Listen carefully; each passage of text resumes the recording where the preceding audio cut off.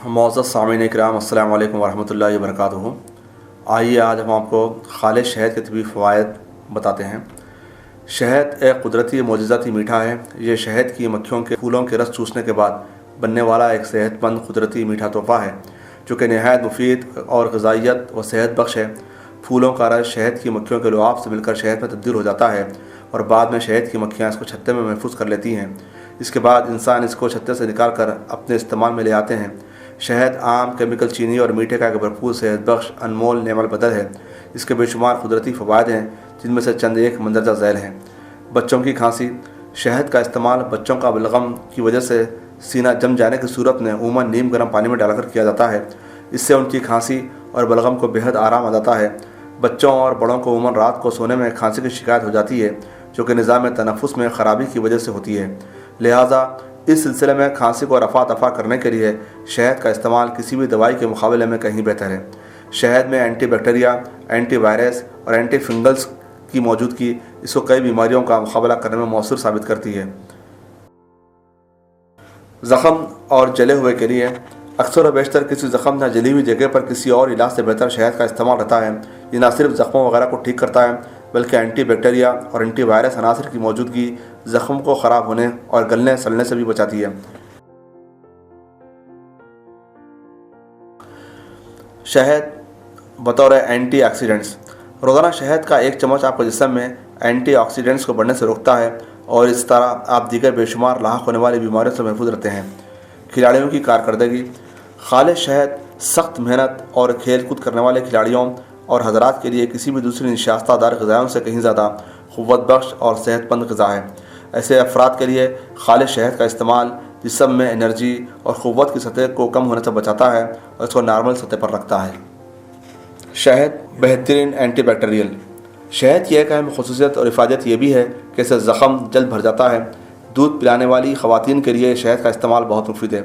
इसके इस्तेमाल से छाती के इन्फेक्शन पर काबू पाया जा सकता है और यह एक बेहतरीन पेन किलर भी है। दूध पिलाने वाली ख़वातीन शहद को बतौर दवा और बतौर मरहम इस्तेमाल करने से हर किस्म के बैक्टीरिया से ख़ुद को और अपने बच्चों को महफूज रख सकती हैं। गर्ज़ यह कि इंसान के लिए शहद किसी नेमत से कम नहीं है। पानी, चाय और मीठे के साथ शहद के रोज़ाना इस्तेमाल से न सिर्फ इसका जायका बढ़ाया जा सकता है बल्कि इससे जिस्मानी व ज़हनी तवानाई भी बढ़ाई जा सकती है। सीने और गले का इन्फेक्शन। सीने और गले के इन्फेक्शन से बचाव के लिए 2 बड़े चम्मच शहद का सोने से कबल इस्तेमाल इंतहाई मुफीद है। इससे गले की सोजिश कम होती है और इससे आराम पहुंचता है। साथ ही इससे नींद भी अच्छी आती है।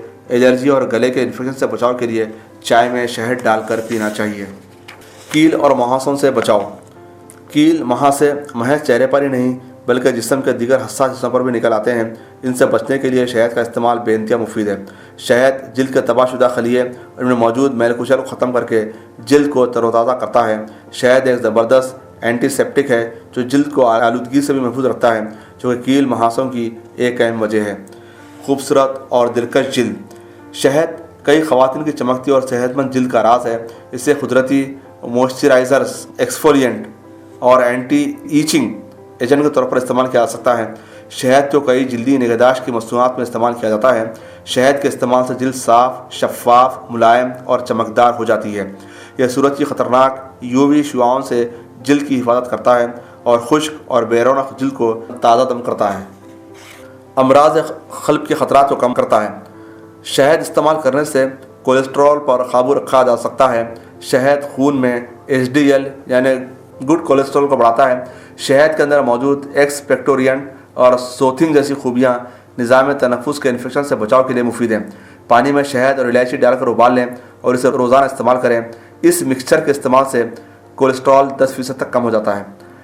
ज़ियाबतीस पर काबू पाने के लिए शहद कुदरती शक्कर हासिल करने का एक बेहतरीन ज़रिया है, इसलिए इसे सफ़ेद शक्कर की जगह इस्तेमाल किया जा सकता है। शहद न सिर्फ जिस्म को तवाना रखता है बल्कि यह सफ़ेद शक्कर की तरह नुकसानदा भी नहीं है। अलबत्ता शुगर के मरीज़ों को इतदाल में रहकर शहद का इस्तेमाल करना चाहिए और इसे इस्तेमाल करते हुए अपने शुगर लेवल को मॉनिटर करते रहना चाहिए। चमकदार आँखें। हैरत अंगेज़ तौर पर मिस्रियों का यह मानना था कि शहद के ज़रिए आँखों की कई बीमारियों पर काबू पाया जा सकता है। आँखों पर शहद लगाने से न सिर्फ आँखें महफूज रहती हैं बल्कि बीनाई भी तेज़ होती है। कमज़ोर बीनाई रखने वाले लोगों के लिए भी शहद इंतहाई मुफीद है। इससे आँखों का इन्फेक्शन आँखों का लाल हो जाना और आशुब चश्म जैसी तकालीफ पर भी काबू पाया जा सकता है। ज़ियाबतीस के मरीजों को मोतिया और ग्लूकोमा जैसे अमराज से बचने के लिए शहद का इस्तेमाल करना चाहिए। मजबूत और सेहतमंद बाल। मौसम के बायस रूखे और बेरौनक हो जाने वाले बालों के लिए शहद एक बेहतरीन ग़िज़ा और इलाज है। ये खुश्की दूर करता है और बालों में नमी बरकरार रखता है। अक्सर बाल धोने के बाद खुश्क हो जाते हैं, लेकिन शहद का इस्तेमाल इन्हें नरम व मुलायम रखता है। शहद से बालों का रंग भी ज़्यादा अरसे तक बरकरार रहता है। सफ़ेद और गिरते बालों के लिए शहद का इस्तेमाल बेइंतहा फ़ायदेमंद है। जो लोग बालों पर रंग करते हैं, इनके लिए भी शहद का इस्तेमाल बेहद ज़रूरी है। ये नुकसानदायक केमिकल का मुकाबला करके बालों को इनकी असल शक्ल में बरकरार रखता है। मोटापा कम करने के लिए यूँ तो महज शहद के इस्तेमाल से मोटापे पर काबू नहीं पाया जा सकता और इसके लिए मुतदल ग़िज़ा, मुनासिब वर्जिश और तर्ज़ ज़िंदगी को बदलने की ज़रूरत होती है। इसके इस्तेमाल से जिगर की सफाई होती है और जिगर में मौजूद गैर ज़रूरी चर्बी भी अपने आप ही घुल जाती है। इससे निज़ाम इस्तेहाला बेहतर होता है और निज़ाम हाज़मे के लिए भी मुफीद है।